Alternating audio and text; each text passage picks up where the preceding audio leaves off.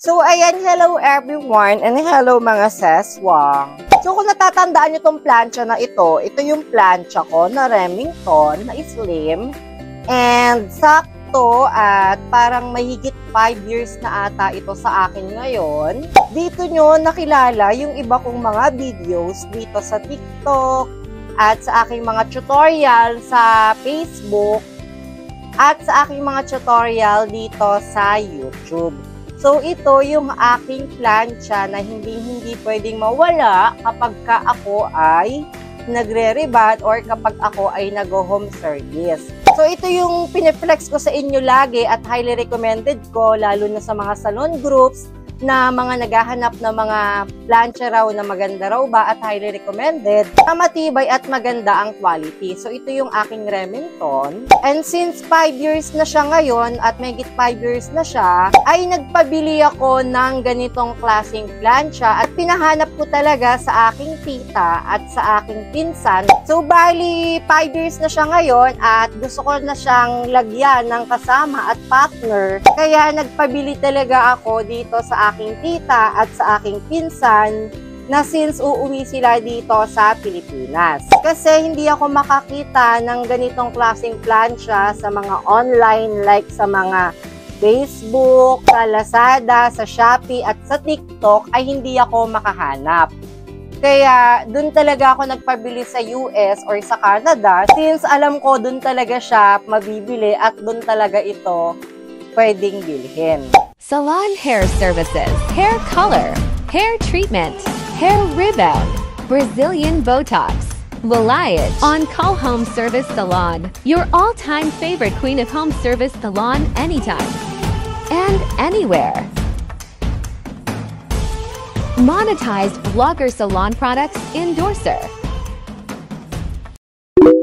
So, bali ito na siya ngayon mga seswang at dumating na itong ating bagong Remington na hair iron na may code ito na S5500.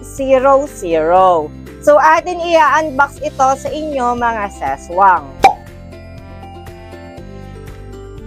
Siyempre, hindi mawawala dyan pag binuksan natin at kapag bumili tayo ng gamit, ay automatically na meron yan manual at hindi yan mawawala. So, pagdating naman dito sa box, hindi nga lang siya masyadong maganda or hindi siya masyadong secured, lalo na kung ang iyong o-orderin or ang iyong bibilhin, especially sa katulad nitong plancha, ay hindi maiiwasan na baka ma-damage since carton lang siya at hindi secured yung plancha sa loob. And dito sa side naman, makikita natin dito yung mga important details para dito sa ating plancha.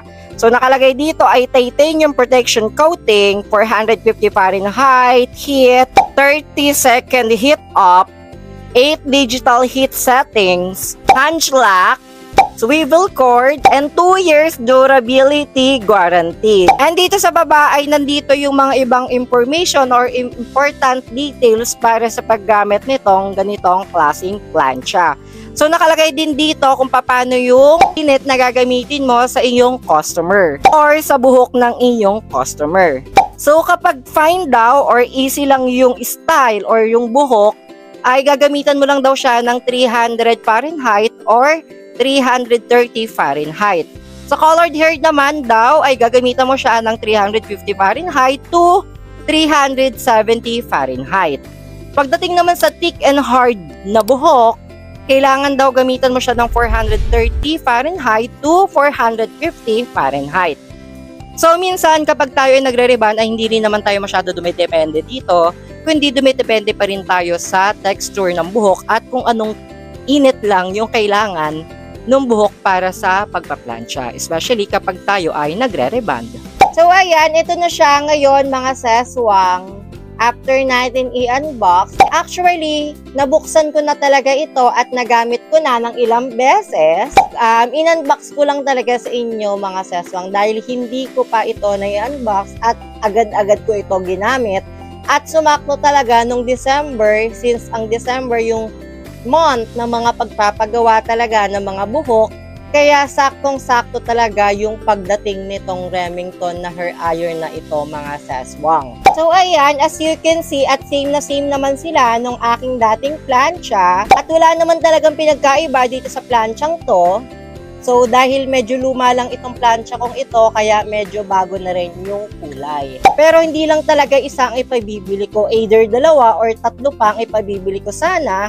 Para itong taon na to, sana kapag nag-open ako ng salon, para ito na mismo yung plancha na gagamitin ko sa aking salon. Para iisa yung brand at iisa rin yung kulay sa aking salon. Para maganda na rin sana tignan na iisang itsura ng iyong gamit. Alam ko yung iba sa inyo ay napanood na yung videos ko about dito at nakikita nyo naman talaga yung mga gawa kong buhok gamit itong planchang to. Pero ngayon ay ire-refresh ko lang kayo sa aking video. So gagawan ko ito ng topic at meron akong model na paggagamitan para dito sa ating planchang ito. So kung gusto mo mapanood yon, just keep on watching. At kung bago ka lang sa aking YouTube channel, please like my video, hit the subscribe button, and don't forget to click the notification bell para lagi kang updated sa mga every ideas videos ko.